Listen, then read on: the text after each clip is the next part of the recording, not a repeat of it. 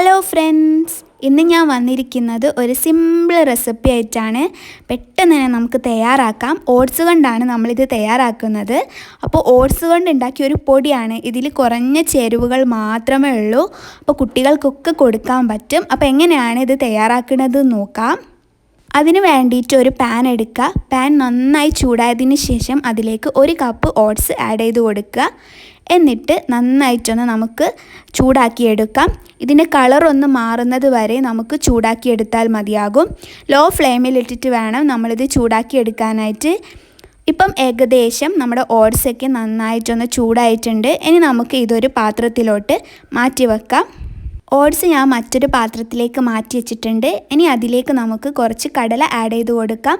ഒരു 3/4 കപ്പ് കടല മതിയാകും. എന്നിട്ട് ജസ്റ്റ് ഒന്ന് നമുക്കിത് വറുത്തെടുക്കാം.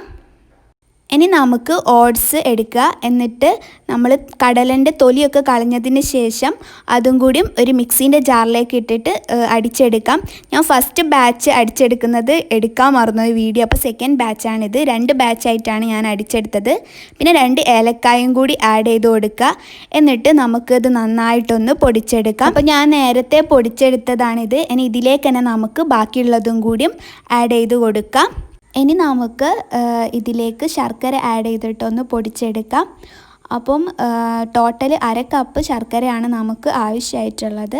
അപ്പം ഞാനിത് 2 ബാച്ചായിട്ടാണ് പൊടിച്ചെടുക്കുന്നത്. അപ്പം ശർക്കര എടുക്കുക. ഇത് 1/2 കപ്പാണ് എടുത്തിട്ടുള്ളത്. അപ്പോൾ അതിന്ന് കുറച്ചെടുക്കും. അപ്പോൾ ആദ്യം നമ്മൾ അരിപ്പൊടി മിക്സീൻ്റെ ജാറിലേക്ക് ആഡ് ചെയ്ത് കൊടുക്കുക. ഇനി ഇതിലേക്ക് കുറച്ച് ശർക്കര ആഡ് ചെയ്ത് കൊടുക്കുക. ഒരു പകുതി ഭാഗം എടുത്ത് വെച്ചേന്ന് ആഡ് ചെയ്ത് കൊടുക്കുക. ഇനി നമുക്കിത് നന്നായിട്ടൊന്ന് പൊടിച്ചെടുക്കാം. ഇപ്പോൾ ഇത് നന്നായി പൊടിച്ചെടുത്തിട്ട് ഒരു പാത്രത്തിലേക്ക് മാറ്റിയിട്ടുണ്ട്. ഇനി നമുക്ക് അടുത്ത ബാച്ചും കൂടിയും പൊടിച്ചെടുക്കാം. ഇനി ബാക്കിയുള്ള പൊടി നമ്മൾ മിക്സീൻ്റെ ജാറിലേക്ക് ആഡ് ചെയ്ത് കൊടുക്കുക.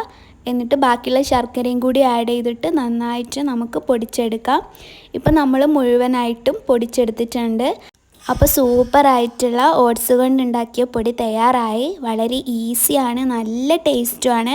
അപ്പോൾ എന്തായാലും ട്രൈ ചെയ്ത് നോക്കുക. നിങ്ങളെ ഫ്രണ്ട്സിനൊക്കെ ഈ വീഡിയോ ഒന്ന് ഷെയർ ചെയ്ത് കൊടുക്കുക.